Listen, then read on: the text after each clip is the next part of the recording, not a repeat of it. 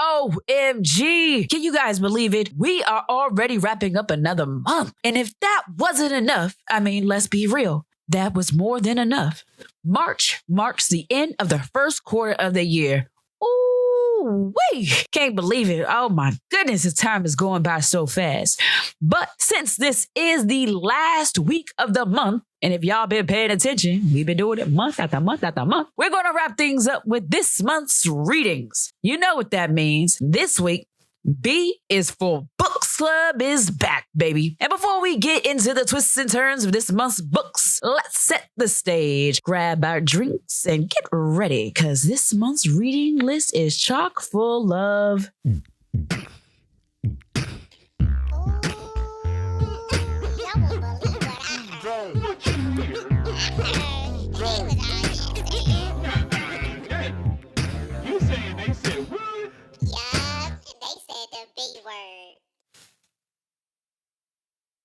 Oh my goodness. Welcome back to the B Word. It just so happens that my name is B Alexander, and this week we are diving into B is for Books Club reading list. And much like last month, the list was a bit challenging. Do you guys remember the 5 books that were on the list? That's right, only 5. No? Well, okay, let's count. Can y'all count with me? Let's go. 1. Black on Both Sides. 2. Diva 2.0. 3. Felix Ever After. 4. Worthy. 5. She strong, but she tired. Let's keep it real, y'all. I've got tired. How do y'all think that went? How do you think that we did with this whole list? No idea. Cover to cover, I only made it through 3 out of the 5 books on this list, which, let's be real, this is not bad. This is not bad at all. I'm going to tell y'all what happened. Black on Both Sides. The story is more of an anthropological review of the intersections of blackness and transness and how society, under the influence of Christianity and Eurocentricity, are the parallels of being outcasts. Hope y'all caught all that. I think that Black on Both Sides, as much as I think the information is very important, is actually not my cup of tea when it comes to my readings. It felt more like a medical journal, and so I did not make it very far. I know. I'm sorry. If you have the patience for this or the desire to learn or dive into this topic, I definitely say give it a try. I may try again one day, but that day is not today, and that month was not March. So we're going to keep things rolling along. So that moves us into Diva 2.0. Cheryl Lee Ralph takes us on an adventure explaining her trajectory into stardom and Hollywood. And like many actors, Cheryl Lee Ralph tells us about how she navigated life's obstacles, took chances on herself, while still dropping little pearls of wisdoms throughout. Like, despite the current connotations of the word diva, Cheryl Lee Ralph takes to the etymology of the word, which was Latin for goddess or of the divine. Maybe the next time someone says, "Hey, diva," just know that they are speaking to the power within you and not trying to imply, those negative definitions of who they think you are. One of the things that I took away, or one of the pearls that has stuck with me, is in order to be great, you must first be grateful. Y'all like that? I hope so, because that part really sits with me. And I definitely recommend this book, as it is a quick read and very insightful into the diva that is Cheryl Lee Ralph. You know what? Now that we're diving into it, did I mention that this month I decided to focus on women, as it is Women's History Month? No?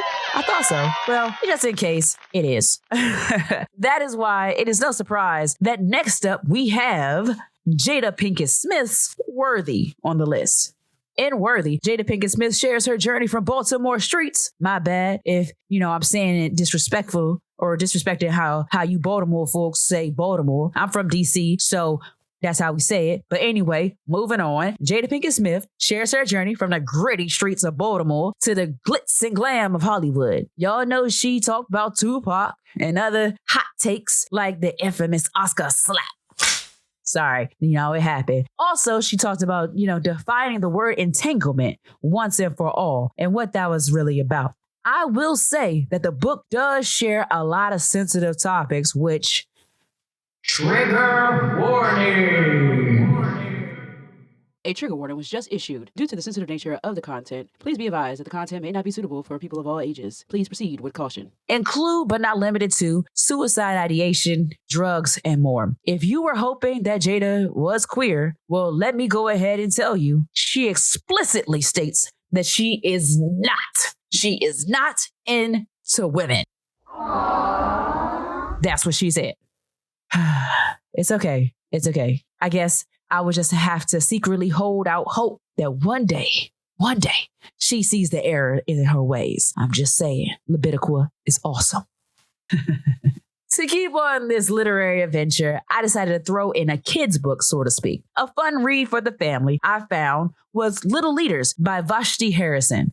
This book is a great reminder about the accomplishments of Black women in history. Some well-known and some lesser-known people. Like, honestly, I did not know that Mae Jemison, the first female Black astronaut to go to space, was inspired by Nichelle Nichols' character on Star Trek. And some of y'all might know her as Lieutenant Uhura, the Black female actress who shared a controversial on-screen kiss with a person of a different race during a time where interracial relationships were frowned upon, let alone putting it up on TV. There are a lot of short bios in the book, and it was just very insightful. And I'm not gonna lie, I think what probably drew me to the book was its very cute artwork on the cover. I think that might be why I picked it. But either way, I did finish that one, cover to cover. It's cute and insightful. Another B is for book club recommendations, and this one is definitely recommended, especially if you have kids. Woo! Huh.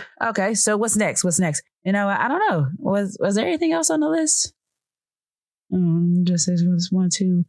Oh, right. I did miss out on the She Strong, but She Tired. I'm sorry. Don't judge me, but I lost it. I lost the book, y'all. I don't know.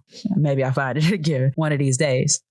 Next up, we continued on our journey with another treat from Case and Calendar. That was Felix Ever After. And I'll be honest, this book actually did not disappoint. Just on par with everything else that I've read from Case and Calendar thus far. But this time, the story centered around the teenager named Felix, who is transmasculine and transitioned before starting a new school. Felix is on a journey of trying to figure out who he is and whether or not, well, as Jada would say, whether or not he was worthy. And in that journey, it was very interesting as there are bits of sort of this parental acceptance while also having the unintended consequences when parents and friends can be dismissive in their language. I guess this one touched on topics familiar to my life in a way in which it brings me to question acceptance from others and acceptance of oneself.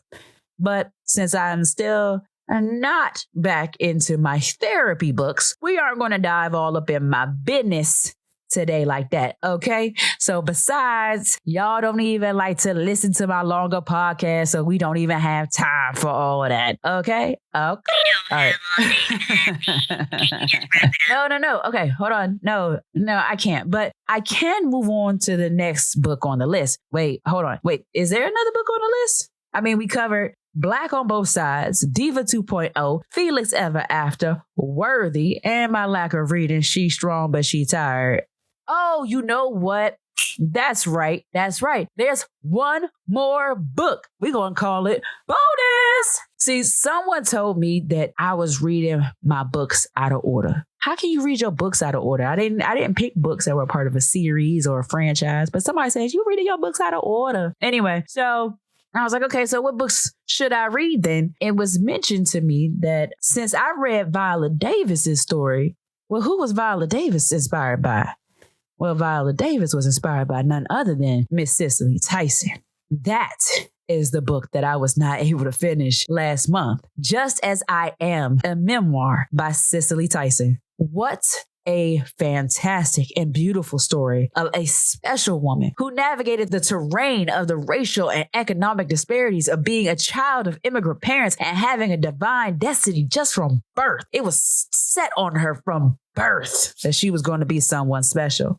Cicely Tyson, just like Viola Davis, presented a beautiful tribute to her family while still navigating the harsh realities that she experienced, especially as she became a teenage mother. This book is a bit long, so you got to be ready to hit them pages, okay? You got to be ready. Do your literary exercises for diving into the deep end with that Cicely Tyson. If you are anything like me, it was interesting and hard at times to put the book down, and other times where I was a little overwhelmed to pick that book right back up. Miss Tyson lived 96 amazing years on this earth. Think about that. 96 years on this earth. And let's keep it real. It was interesting to see how she protected her family, most importantly, her daughter, from the limelight. She didn't want her daughter to feel any more of the repercussions of her fame, as it wasn't something that she chose for herself. That's brava, putting her needs even above your own desires, that's beautiful. I think that she marks the end of celebrity anonymity, like that concept of privacy. Today, the public behaves as if celebrities owe it to them to share every detail of their personal and private lives, their family members' lives, and unfortunately, their children's lives. Although she may not hear this, and again, thank you, Miss Tyson, for being a trailblazer and making a path for other women of color to work in entertainment.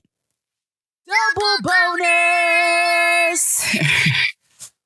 My curiosity led me to the one and only Kerry Washington's memoir, Thicker Than Water. Much like Jada Pinkett Smith, Cicely Tyson, the diva Sheryl Lee Ralph, and Viola Davis, Kerry Washington took readers on the ride that has been her life. She explains her perspective of her experiences growing up in New York, attending the Gifted program, all the way to how she got her start in entertainment and eventually what led to her parents finally confessing that she's... I think that it was a very informative, introspective into the insecurities that most people face and how that impacts them and their decisions.